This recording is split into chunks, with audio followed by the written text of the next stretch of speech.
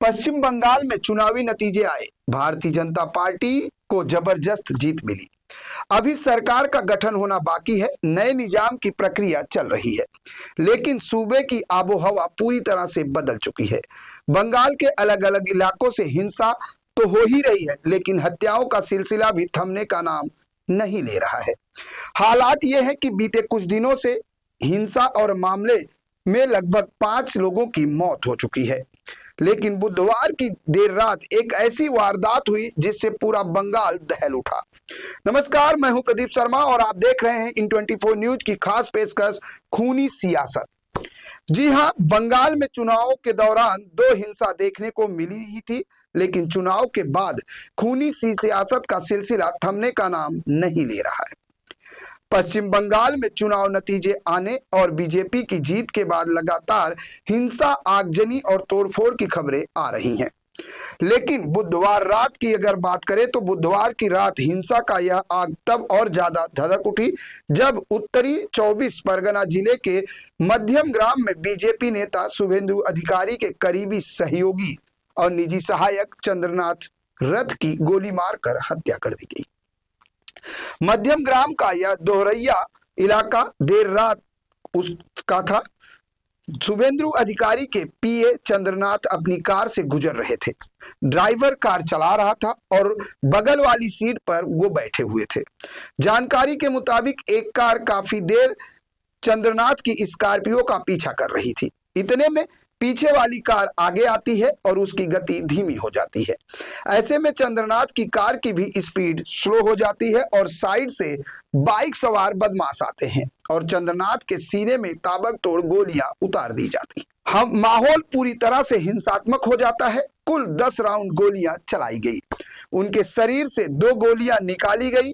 वहीं इस मामले में एक्शन लेते हुए बंगाल पुलिस ने उस असली गाड़ी का पता लगा लिया है जिसके नंबर प्लेट का इस्तेमाल कर हमलावर ने हमला किया। इतना ही नहीं, पुलिस ने 3 हिस्ट्री शीटरों को गिरफ्तार किया है और उनसे पूछताछ की जा रही है। ये गाड़ी उत्तरी बंगाल के सिलीगुड़ी में रजिस्टर्ड है। गाड़ी के असली मालिक का कहना है कि उन्होंने करीब 2 हफ्ते पहले अपनी गाड़ी ऑनलाइन बेचने के लिए डाली थी और हो सकता है कि वहीं से उनकी कार नंबर प्लेट की नकल की गई हो। पुलिस ने तीनों लोगों से पूछताछ शुरू कर दी है, लेकिन मुख्य हमलावर अभी भी फरार है। चंद्रनाथ हत्याकांड में सुपारी किलर्स के भी शामिल होने का शक जताया जा रहा है। चंद्रनाथ हत्याकांड में बांग्लादेश बॉर्डर का भी जिक्र आया है। हत्याकांड के वक्त मौके पर मौजूद चश्मदीद ने बताया कि हमलावर वारदात को अंजाम देने के बाद बांग्लादेश बॉर्डर की तरफ भागे थे। चंद्रनाथ कई सालों से शुभेंदु के साथ काम कर रहे थे। उन पर दोहरैया इलाके में एक सड़क पर हमला किया गया। कई गोलियां लगने के बाद तुरंत एक प्राइवेट अस्पताल में उन्हें ले जाया गया, जहां डॉक्टरों ने उन्हें मृत घोषित कर दिया। इस हत्या से बंगाल की सियासत में हड़कंप मच गया है। अब तक अगर बात करें तो अब तक मिली जानकारी से पता चला है कि यह सोची समझी हत्या थी। पुलिस सूत्रों के मुताबिक चंद्रनाथ की कार का पीछा 2 गाड़ियां कर रही थी, एक 4 पहिया और एक मोटरसाइकिल। कथित तौर पर पीछा करने वाली कार ने चंद्रनाथ की गाड़ी को ओवरटेक किया, जिससे कार को धीमा करना पड़ा। कुछ ही पलों बाद बाइक सवार हमलावर बहुत ही करीब से गोलीबारी शुरू कर दी। इस दौरान करीब 4 राउंड गोलियां चलाई गई, जिनमें से 3 गोलियां चंद्रनाथ के सीने, पेट और सिर में लगी। बीजेपी नेता सुकांत मजुमदार ने कहा कि चंद्रनाथ के सीने से 5 गोलियां निकाली गई। चश्मदीदों ने पुलिस को बताया कि हमले में इस्तेमाल की गई मोटरसाइकिल पर कोई भी रजिस्ट्रेशन नंबर प्लेट नहीं थी, जिससे यह शक पैदा होता है कि यह हमला पहले से ही सोच समझकर किया गया है। लेकिन अगर बात करें, गोलीबारी में गाड़ी का ड्राइवर भी घायल हो गया है, जिसका कोलकाता के एक अस्पताल में इलाज चल रहा है। उसकी हालत गंभीर बताई जा रही है। सूत्रों ने बताया कि घटनास्थल से बरामद गोलियों के खोखे इस बात का संकेत देते हैं कि हमले में किसी छोटे हथियार, संभवतः ऑस्ट्रिया में बनी जी ब्लॉक पिस्टल का किया गया है।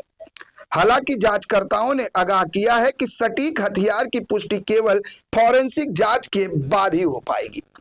घटना स्थल से मिले दृश्यों में कार की खिड़की पर गोलियों के निशान दिखाई दिए हैं, जो हमले की भयावहता को दर्शाते हैं।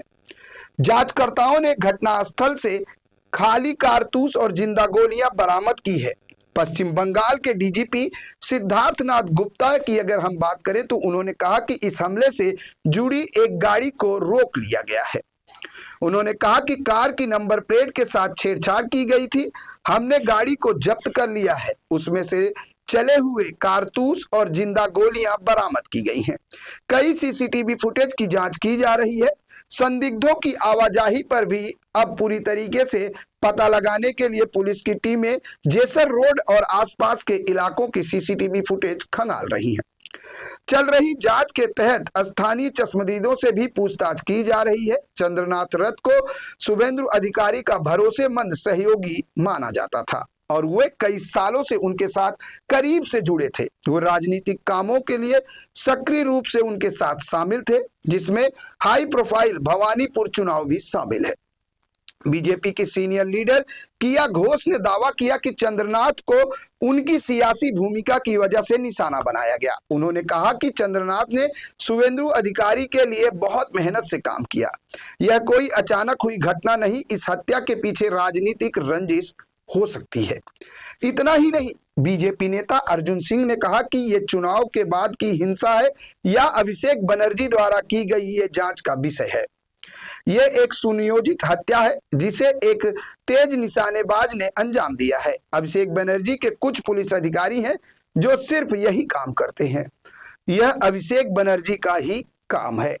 चंद्रनाथ की हत्या की घटना तेजी से एक राजनीतिक विवाद का केंद्र बन गई है। बीजेपी नेताओं ने तृणमूल कांग्रेस की संलिप्तता का आरोप लगाया है।